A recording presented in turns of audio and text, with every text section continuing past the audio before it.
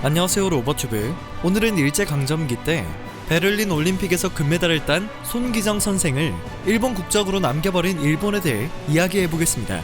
2020 도쿄올림픽 주 경기장 옆에는 일본 올림픽 박물관이 신설되었습니다.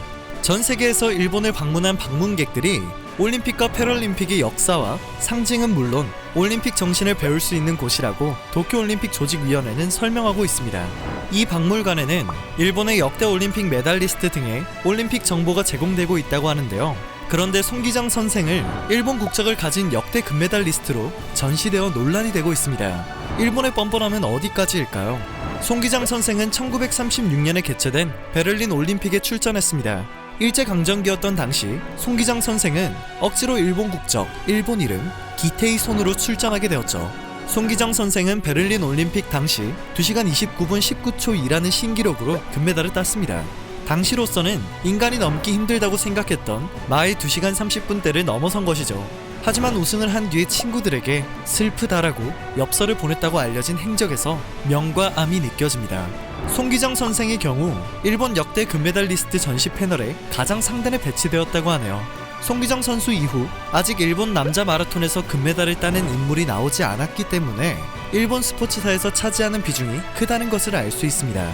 NHK에서는 최근 올림픽 특집 다큐멘터리를 방송하며 일본 국적으로 대회에 출전한 조선인 출신이라는 내용으로 손기정 선생을 조명하기도 했는데요.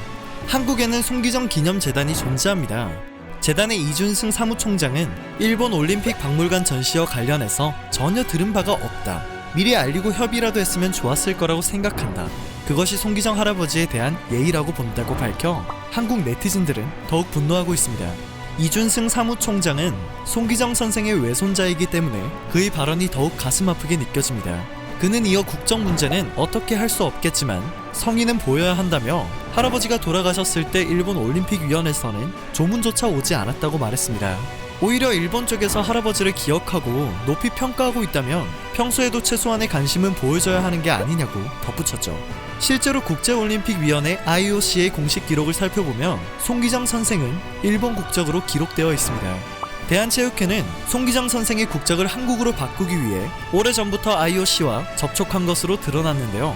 하지만 IOC는 역사적으로 일어난 사건을 이제 와서 바꿀 수는 없다는 입장을 보였습니다. 심지어 지난해에는 더 이상 이 문제를 이슈로 삼지 말아달라는 최종 통보를 해왔다고 하네요. 국내 스포츠사 학계에서도 국적 변경의 문제는 쉽지 않다는 의견을 보이고는 있습니다. 한국체육대학의 조준호 교수는 한국과 일본은 서로 시각이 다르다며 일본에서는 이를 일본의 역사로 여기고 있고 우리는 우리의 역사를 해석하고 있다고 말했습니다. 1936년 8월 9일 마라톤 경기에서 손기정 선생이 1등으로 스타디움으로 들어왔을 때 이를 중계했던 장내 아나운서는 조선 대학생이 세계의 검각들을 가볍게 물리쳤습니다 라는 멘트를 전했습니다. 당시 독일의 중계 아나운서는 그가 일본 국적의 손기태이라는 묘한 이름으로 참가하긴 했으나 한국인임을 분명히 알고 있었던 것이죠. 한국과 일본 두 나라에게 역사적인 인물이라고 하더라도 한국에 버젓이 있는 기념재단과 최소한의 협의라도 진행해야 하는 것은 기본적인 예의가 아닐까 생각됩니다. 현재 박물관을 관리하는 일본 올림픽위원회와 2020 도쿄올림픽 조직위원회는 특별한 입장을 밝히지 않고 있는 상황입니다. 마라톤 금메달리스트가 되었지만 손기정 선생은 결승선 통과 후 만세도 환호도 하지 않았다고 합니다. 시상대에서 일장기가 오르고 기미가요가 흘러나오자 월계관을 쓴 그는 더욱 고개를 숙였다고 해요. 일본 올림픽 기념관에 전시된 손기정 선생의 사진을 보고 있으면 그의 복잡한 심경이 사진 너머로도 고스란히 느껴져 안타까움마저 드는 것 같습니다. 마지막까지 봐주셔서 정말 감사합니다. 늘 새롭고 유익한 뉴스를 전해드리는 로버튜브 되겠습니다.